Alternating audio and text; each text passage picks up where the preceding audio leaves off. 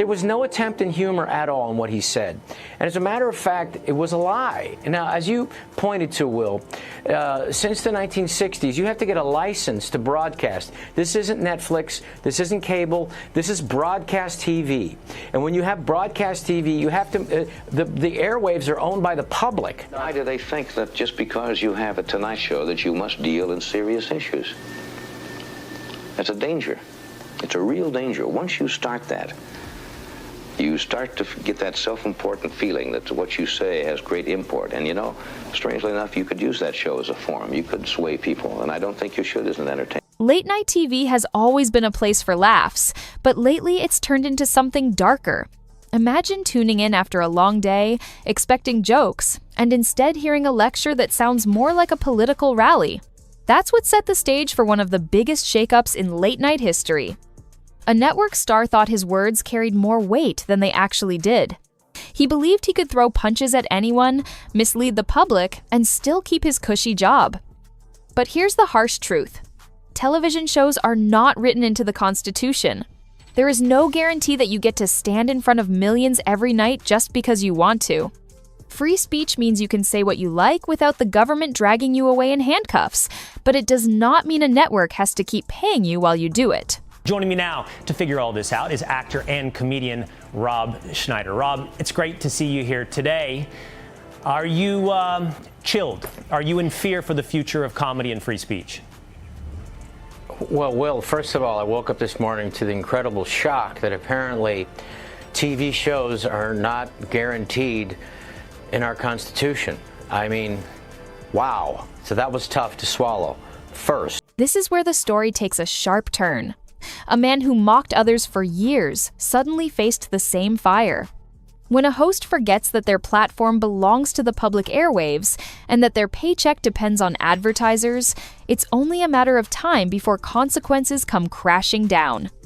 Networks don't care about your politics. They care about protecting their brand and their profits. And when the jokes dry up and the lectures take over, even the biggest names can fall. By the way, before we continue, don't forget to like this video and subscribe to the channel. It really helps us grow and share more intriguing stories. Now, let's continue. Networks are not charities. They are businesses built on ratings and advertising dollars. If you make people laugh, the money flows in. If you start sounding like a cable news pundit, advertisers get nervous and viewers tune out. That's exactly what happened here. The moment political rants replaced punchlines, the host became less of an entertainer and more of a liability. And in the world of television, liability means one thing: termination. The shocking part is how many people pretended this was some kind of attack on free speech. It wasn't. Nobody stopped him from talking. He still had his voice, his platform, and every chance to speak his mind. Second, I'm still waiting for the left, the liberals, to get outraged about Roseanne getting fired for her free speech. And then I'm also waiting, I've been waiting a long time for the left and the Democrats, especially the Democrats on Capitol Hill, with the Twitter files that released that the Biden-Harris administration was actually using the government to pressure Facebook, Instagram, and YouTube, and especially Twitter to actually censor actual Americans through government pressure. What changed was the network's decision. They didn't want to bankroll a personality that was damaging their reputation. Free speech protects you from the government, not from your boss, deciding you're bad for business. Think about it. If you walk into your workplace and start shouting things that drive away customers, would your boss let you keep doing it? Of course not. The network acted the same way. They saw a star who thought he was untouchable, and they reminded him just how replaceable he actually was. The rules are simple. If you want to keep speaking your mind without consequences, buy the network. Until then, your words can and will collide with someone else's bottom line. And that bottom line always wins. The outrage didn't stop there. Suddenly, the same voices defending Jimmy Kimmel forgot about what happened to Roseanne Barr. Remember her? One of ABC's biggest sitcom stars, fired in a heartbeat after a single controversial tweet about Valerie Jarrett. Back then, the same crowd cheering for Kimmel's free speech barely blinked.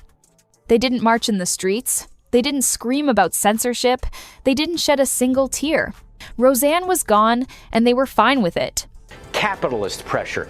Capitalist pressure is really important because what happens is you have to make money or you have to do something of value so that you can get something in return. Now, the interesting thing is it's false advertising because honestly, I mean, look, Jimmy Kimmel can be funny, and I don't mean to take anything away from that, but the fact of the matter, can you remember a political joke that went viral, what was something really funny of his? There was no attempt in humor at all in what he said. Here's the difference. Roseanne's comments were harsh and offensive, no doubt about it, but ABC made their decision instantly. Fast forward a few years, and suddenly the rules change. When Kimmel crosses the line, the same people who clapped for Roseanne's firing act like the world is ending. That's not principle, that's hypocrisy. You can't celebrate when someone you dislike is silenced, then cry foul when your favorite host faces the same consequences. That's playing politics, not standing on values. And the truth is, if networks fired Roseanne for damaging their image, why should Kimmel be treated any differently? The blade cuts both ways. This isn't about defending Roseanne's words. It's about demanding consistency. Because once networks pick and choose who gets punished based on politics, late-night comedy stops being entertainment and turns into a battlefield where only one side gets to survive. And that's exactly what Schneider wanted everyone to see, standards that shift depending on who's holding the microphone. And then came another strike, aimed straight at the people screaming about free speech. As a matter of fact, it was a lie. Now, as you pointed to, Will, since the 1960s, you have to get a license to broadcast. This isn't Netflix, this isn't cable, this is broadcast TV. And when you have broadcast TV, you have to, the airwaves are owned by the public. And to get that license, you have to be in the interest, like you said, of the public. And so that's why when there's a news van parked in the white zone, they don't get a ticket. Because they are there to present news, to inform the public in the public interest. So what happens is 25% originally was supposed to be the news to inform it, just to get that license. So when you absolutely lie to the public, then you are no longer in the public interest, like Jimmy Kimmel did the other night. Rob Schneider pointed out something most of them don't want to hear. The same politicians who are now furious about Jimmy Kimmel's firing once pushed social media companies to censor ordinary Americans. Remember the Twitter files? Internal documents showed how the Biden-Harris administration leaned on Twitter, Facebook, and YouTube to silence voices they didn't like. It wasn't just fact-checking, it was government pressure. Think back to the battles over COVID posts, election debates, and political commentary. Accounts were flagged, posts were buried, and people were banned because the government didn't like the conversation. That's actual censorship. That's the government stepping into the arena of free speech. And yet, the same voices who cheered on that censorship are now crying foul because a late-night host lost his job over words that tanked with the public. Here's the irony. When you build a system to muzzle others, eventually it circles back to you. Kimmel wasn't censored by the government, but the culture of policing speech pushed hard by his own side set the stage for his downfall. Schneider made it clear. You can't demand rules for your enemies and then act shocked when those same rules snap shut on your friends. That's not justice, that's hypocrisy wearing a costume. Actually, it was something dangerous. So with the FCC chairman, he didn't say that he was going to pull the license. He was going to give them a warning and ask for an apology, what I understood on the Benny Johnson show. And so that's not the government doing it. And when 246 different stations around the country say we're no longer airing this, it's because they heard from their consumers. They heard from their customers. And they said, that's it. We're not doing it. And so Nexstar, who's a great guy over there, Sean Compton, said, that's it. He's the CEO, and said, when we have complaints like this and none of the channels, 246. And it's one of the main reasons Kimmel's situation looks less like tragedy and more like karma. But the story gets even sharper when you look at what Kimmel actually said on air. This wasn't just a bad joke, it was a flat-out lie delivered on broadcast television. And broadcast is not the same as Netflix or cable. Since the 1960s, networks have been required to operate in the public interest because the airwaves are owned by the people. That means when you spread misinformation on those channels, you're not just embarrassing yourself, you're breaking the trust that allows you to even have that platform. Kimmel didn't have a gun to his head. No executive forced him to dive into politics. He chose to step into that arena, and he chose to do it recklessly. A quick fact check could have saved him, but instead, he went for the cheap laugh, the easy jab, and it blew up in his face. When you gamble with credibility on national television, the fallout doesn't hit the government, it hits you. And here's the key point: this isn't censorship, it's accountability. Free speech gives you the right to talk, but it doesn't shield you from the consequences when your words erode trust in the very platform that pays you. And I would just like to say this in defense of people who can get absolutely entrapped into this political echo chamber. And that's what happened to, in my opinion, what happened to Jimmy Kimmel. I heard him talking on some podcast with another comedian, and it's easy to get trapped in your political echo chamber. The network didn't take him down because of his political leanings. They took him down because he misled millions of viewers. And once you do that, you stop being a comedian and start being a liability. There's another twist that completely shatters the narrative pushed by Kimmel's defenders. Many tried to claim that the government forced ABC's hand, that this was some kind of official crackdown. But that's not what happened. The FCC didn't threaten to strip ABC of its license. At most, they were considering a warning and an apology request. That's it. No shutdowns, no blacklists, no government silencing. The real decision came from ABC itself. Executives looked at the backlash pouring in from viewers across 246 stations and decided enough was enough. Complaints from customers and advertisers flooded in, and the CEO of Nexstar, Sean Compton, said it clearly: when the audience revolts, the show doesn't survive. The network didn't want half measures or public scoldings. They wanted to protect their brand, so they cut ties. This wasn't censorship, it was capitalism. A business looked at the damage being done to its reputation and acted fast. That's how television works. You're absolutely right about you have to bring value to your employer. You also have to serve, as you pointed out with the FCC's regulation, the public interest. Now, no one denies that you or Jimmy Kimmel can have your opinion, but it's where you use that opinion and on what platform. And there was a time, Rob, when late night hosts seemed to understand that balance a little bit better. And I just wanted to, with you and our viewers, remember together Johnny Carson. If you cross the line, the audience notices. And once they stop watching or start complaining, the money dries up. For Kimmel, it wasn't the government that ended his run. It was his own words colliding with ABC's bottom line, and the bottom line always wins. And underneath it all was a trap Kimmel built for himself. Over the years, he drifted deeper and deeper into a political echo chamber.